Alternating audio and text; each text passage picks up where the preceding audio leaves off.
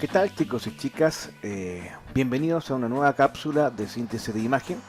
Hoy vamos a hacer un pequeño stop dentro de lo que es la explicación de herramientas y de dibujo para poder conversar referente a lo que es el flujo de trabajo. ¿Ya? Ahí está el flujo de trabajo. Nosotros tenemos que tener un proceso de trabajo, una metodología de trabajo. Y esta metodología no es algo antojadizo, es algo que se ocupa en las agencias y en las productoras para tener un modo operandi más o menos estándar dentro de lo que es la cadena de producción. ¿Ya? Para esto, y evocándonos a lo que es el oficio de la animación digital, ¿no es cierto?, o la transdigitación, nosotros tenemos que tener un proceso de trabajo y lo tenemos que tener muy claro. ¿Ya? Dentro de la experiencia que me ha tocado vivir dentro de lo que es en la enseñanza de alumnos para animación digital, me he encontrado con la resistencia siempre y constante de la utilización del esqueleto. ¿Ya? Muchos alumnos se oponen mucho a la utilización del esqueleto y en realidad esta herramienta este sistema de dibujo les va a permitir a ustedes tener ciertos controles. ¿Ya? Lo más difícil de un personaje es tener el control de la masa y volumen de su complexión corporal. Es por eso que al momento de aprender a hacer un flujo de trabajo, para hacer en este caso vamos a ver el flujo de trabajo por una composición de keyart, ¿no es cierto? Ahí les voy a explicar qué es lo que es un keyart. Se basa simplemente en la construcción evolutiva del personaje en sí para su puesta en escena. ¿Ya? No obstante, aclarado esa parte, quisiera ser muy tajante en lo que son las técnicas del dibujo. ¿Ya? Yo sé que no todos los alumnos tienen la facilidad del dibujo o de la concepción de la forma, ¿no es cierto? Uno tiene una imagen mental y llevar esa imagen mental al papel es lo que usted lo hace diferente de las demás personas. Ese es el don, ¿no es cierto? Ahora, ¿qué puedo hacer con ese dibujo? ¿Qué puedo hacer con ese don? ¿Cómo lo puedo perfeccionar? ¿Cómo puedo yo dominarlo para fines de animación o de conceptos audiovisuales? Es lo que nosotros tratamos de enseñar a ustedes con estas técnicas. ¿Ya? Entonces, partimos explicando en realidad que antes de empezar a trabajar con el personaje, nosotros tenemos que tener clarísimo el esqueleto que vamos a aplicar a este personaje. Generalmente el esqueleto se lo tenemos que inventar nosotros para que esté a la medida del personaje. Si yo tengo un personaje propio, por ejemplo, yo me voy a encargar de diseñar un esqueleto que me permita a mí acomodar ese esqueleto, porque tiene menos información que el personaje, ¿no es cierto?, en sí, y ese esqueleto va a ser como un maniquí virtual que me va a permitir a mí posicionar a mi personaje en el acting que yo requiero, en la posición que yo requiero. Yo quiero que mi personaje haga lo que yo quiero que haga, ¿no? ¿Ok? Yo no me quiero ver gobernado por mi personaje, porque eso se llama limitación. Yo tengo que hacer que mi personaje haga lo que yo quiero que haga y tengo que hacer que mi personaje haga lo que el guión me está pidiendo que haga el personaje. Por lo tanto, la creación del esqueleto, ¿no es cierto?, tiene una importancia preponderante a la hora del control del personaje. ¿Y qué controlo yo con el esqueleto? La orientación de cada uno de los módulos que conforman el personaje, por eso que existen los paralelos y meridianos. Fíjense que hay paralelos y meridianos que van a orientar cada módulo y donde va a ir apuntando, por ejemplo, el coxis, donde va a ir apuntando el pecho, donde va a ir mirando el lóbulo de la cabeza, por ejemplo, ¿no es cierto? Entonces, ¿qué tipo de esqueleto yo voy a inventar? En este caso tenemos el tipo de esqueleto mixto, que está conformado por módulos, ¿no es cierto?, y por alambres, ¿no es cierto? Pero no hay una fórmula específica de esqueleto. Entonces está en tu libertad que tú puedas crear tu propio esqueleto, un esqueleto entendible, que para ti sea claro, que para ti te ayude a orientarte, ¿no es cierto?, que para ti te ayude a generar el acting que necesitas con el personaje, que para ti te ayude a que la proporción del volumen, es decir, el ancho del pecho, el ancho de los brazos, el volumen de la cabeza, sea fácil y constante en el tiempo de la producción, que no se vaya deformando, ¿no es cierto?, a medida que yo lo vaya dibujando en otras poses. Entonces es fundamental que yo aprenda a hacer este esqueleto. Ahora, esto no lo tienes que dibujar constantemente cuando animes. Esto es para poder dominar y aprender al personaje, ¿ya? Tú no es que tengas que animar el esqueleto y después animar el boceto y después... No necesariamente. Después tú te vas a ir acostumbrando a dominar a tu personaje, pero no puedes partir abordando un personaje si no tienes la estructura básica esencial para poder manipular el personaje y controlar tanto lo que es masa y volumen, ¿ya? Yo tengo que ver cuál es la volumetría de mi personaje, cuál es el peso de mi personaje, ¿no es cierto? ¿Y por qué? Porque yo no puedo hacer caminar a mi personaje, si mi personaje mide 2 metros, yo no puedo hacerlo caminar de la misma forma que un personaje que mide 60 centímetros. Entonces, ¿por qué? Porque la masa y el volumen es diferente. Yo no puedo hacer la misma caminata de un elefante con respecto a una ardillita. ¿Por qué? Porque la masa y volumen es importante. Por lo tanto, el esqueleto es el que a mí me va a dar esa seguridad a la hora de poder controlar el masa y volumen, y sobre todo las proporciones, es decir, la longitud del antebrazo, la longitud del brazo, el ancho o la masa de la palma de la mano en la cual se va a generar los dedos, ¿no es cierto? Etcétera, etcétera. Y qué tanto yo puedo exagerar mi personaje, cuánto yo puedo desarmar mi personaje para efectos dramáticos, ¿no es cierto? Entonces el esqueleto es fundamental. No le hagan el kit al esqueleto, aprendan a usarlo, úsenlo. Aquí tenemos el tipo de esqueleto ovoidal, ¿no es cierto?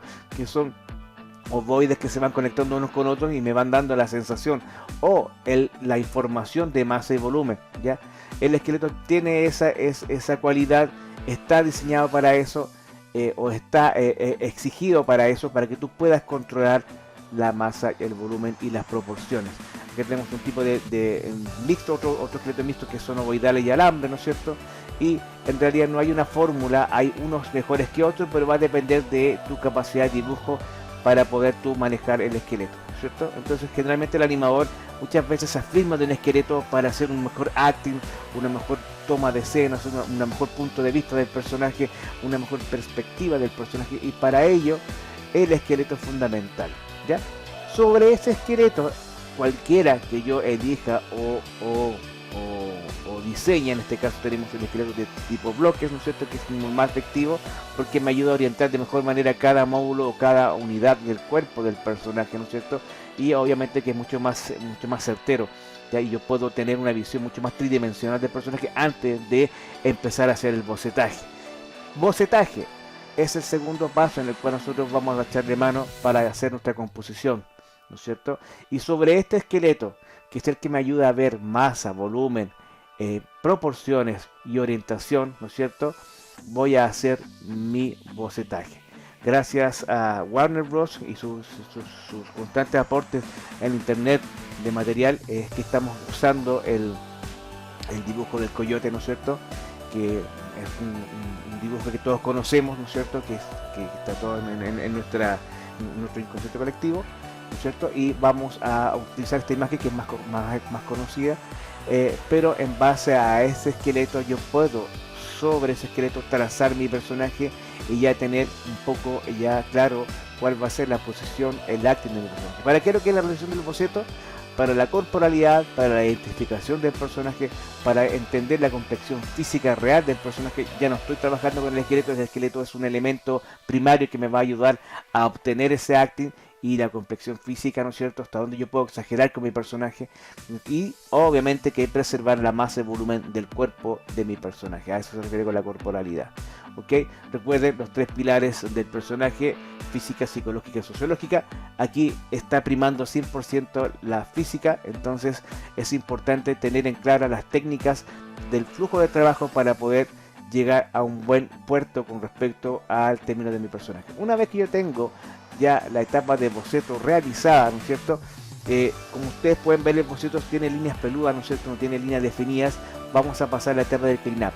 Y la etapa de cleanup tiene varias componentes técnicas. Yo puedo usar un trazo simple o puedo usar un trazo valorizado, ya hemos conversado en otras unidades de qué es lo que es el trazo valorizado y cuál es la importancia del trazo valorizado, ¿no es cierto? El perfeccionamiento, bueno, todo lo que es animación, dibujo es perfectible. Entonces, el tecnicismo profesionaliza tu dibujo, ¿ya?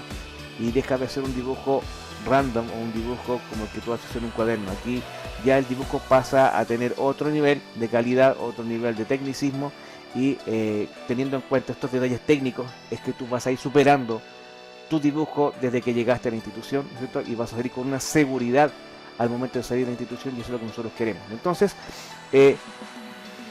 el cleanup es simplemente la limpieza del dibujo, y yo puedo usar líneas constantes o líneas valorizadas. Eso quiere decir que sean gruesas y delgadas, ¿no es cierto?, que yo tenga un sentido plástico a la hora de usar el trazo de la línea, y también va a permitir delinear de mejor manera más artística, o va a tener un estilo diferente o primordial a la hora de usar una estética de línea, ¿no es cierto? ¿Para qué? Para pasar, bueno, aquí dice creación de la línea definitiva del personaje aplicando una carga de valorización en el trazo para obtener un estilo específico en el concepto de arte de nuestro personaje. Que hay un error, pero vamos a descargar. ¿Y para qué? Para después llegar a la etapa de la coloración, ¿no es cierto? Esto va a estar basado en un color script, ¿no es cierto? En un prediseño del personaje. Nosotros estamos hablando de la creación del proceso de dibujo, no hemos hablado de la creación del personaje en sí, que lo vamos a ver en otras unidades más adelante, pero el concepto del color también define mucho el perfil del personaje, ¿no es cierto? Y puede ser contradictorio como puede ser también coherente con respecto al perfil del personaje. Más adelante vamos a hablar de los perfiles del personaje, los pilares y cómo yo puedo romper ciertas reglas para tener personajes mucho más interesantes, ¿ya? En esta etapa se crea el color script del personaje, el cual lo identificará durante toda la producción, independiente de que los entornos alteren la tonalidad del personaje en este aspecto o en otro identificador como perfil del personaje. Lo que te decía, que lo que te dice acá este texto es que yo puedo tener esta coloración de personaje, pero si este personaje entra en una caverna donde hay lava, obviamente que va a predominar el color rojo y esto se va a ir modificando el color del personaje. Independiente de esos cambios que exija el guión, yo voy a tener un color script ya definido para mi personaje y se va a restar por siempre. Es como las marcas gráficas, ¿cierto? Es como el color rojo de la Coca-Cola, el color verde de Falabella, etcétera, etcétera. ¿Ok? Entonces, la coloración, y luego empezamos a trabajar ya con lo que es el background, ¿no es cierto? Es el escenario, el diseño, y aquí ya entramos ya a lo que es otro mundo, que es el diseño de la perspectiva, del entorno, ¿no es cierto?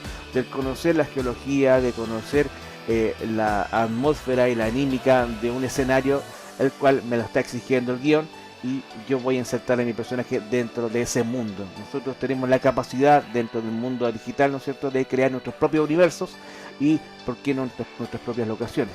Y es así como yo voy a poder manejar con las herramientas de Illustrator ciertos conceptos de background que vamos a ir viendo también en las unidades. Conceptos simples, porque después ustedes van a tener su ramo de fondo, ¿no es cierto?, y su ramo de creación de personajes, en el cual van a ahondar mucho más lo que es los principios de la creación de personajes de fondo, ¿ya? También está basado en color script y también está basado en técnicas plásticas. En este caso, lo que ustedes están viendo es un bocetaje simple del fondo, pero a la hora de coloración, que es la etapa siguiente, se van a dar cuenta que no está delineado el fondo, es solamente un acto pictórico, ¿no es cierto? No está trabajado de la forma que está trabajado el personaje, ¿no es cierto? Y bueno, eso le da un plus al key art que estamos viendo nosotros acá en cuestión. Entonces, para finalizar esta explicación, ¿no es cierto?, de cómo es el proceso de trabajo desde el esqueleto, pasando por el personaje, pasando por el clean-up, pasando por el color, ¿cierto?, y instalándolo en un background, es que viene la última parte, que es la postproducción, que es en el cual nosotros le damos el efecto bidimensional o tridimensional, lo que nosotros queramos, bajo los preceptos que nos entregan los programas de animación 2D o 3D, y eso nos va a permitir dar un plus mucho mejor a la puesta en escena del personaje, ¿no es cierto? Y ya sea por efectos ópticos, por efectos tridimensionales, que nosotros vamos a poder manejar nuestra animación. La animación mixta o la animación híbrida está hecho muy famosa dentro del mercado de la animación. Obviamente que los orientales llevan la delantera en esto, y es interesante ver cómo yo puedo hacer la integración de un personaje, por ejemplo 2D en un mundo 3D o viceversa, ¿ya? O live action, por ejemplo, con personajes 2D o 3D. Entonces esta integración, estos nuevas dimensiones que nosotros podemos crear, también van a estar basados en procesos de flujos de trabajo que nosotros tenemos que respetar, porque cuando tú llegues a una agencia vas a tener que tener un sistema de trabajo que te lo puedan entender todo. Si tú vas a riguear un personaje, ese rigging lo tiene que entender todo el personal que va a animar. ¿Ya? Tú no puedes hacer un rigging a tu pinta, porque si no tendrías que enseñarle a la cadena de producción, a la gente que participa en la cadena de producción de animación, mira, este rigging tiene algo especial porque yo le hice algo nuevo. No, tiene que tener un estándar que todos se entiendan. Lo mismo en el proceso de producción a la creación de un personaje de un key art, porque si el productor te dice, oye, ¿sabes qué? En esta parte de la etapa de producción, haz este cambio. Si tú no respetaste ese flujo de trabajo, no vas a tener esa etapa al cual echarle mano, porque te la saltaste, porque no guardaste los paso a paso o los escalones que te van a llevar a un buen término y que tú puedas reeditar o hacer ciertos cambios en el proceso o en el flujo de trabajo. Bien, chiquititos, bien, era el stop que quería hacer con respecto a lo que es el flujo de trabajo para hacer un buen keyart o hacer una producción de personaje con fondo incluido, ¿no es cierto? En el cual nosotros en nuestro ramo de síntesis de imagen vamos a echarle manos a las herramientas que nos entrega Adobe Illustrator para lograr hacer este tipo de trabajo y aprender este proceso de trabajo para después aplicarlo en nuestro mundo laboral.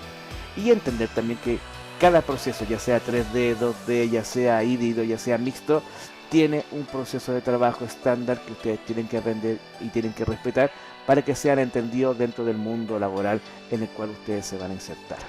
Bien, chiquititos y chiquititas, los dejamos hasta acá. Un abrazo para cada uno de ustedes y nos vemos en una próxima cápsula. Adiós.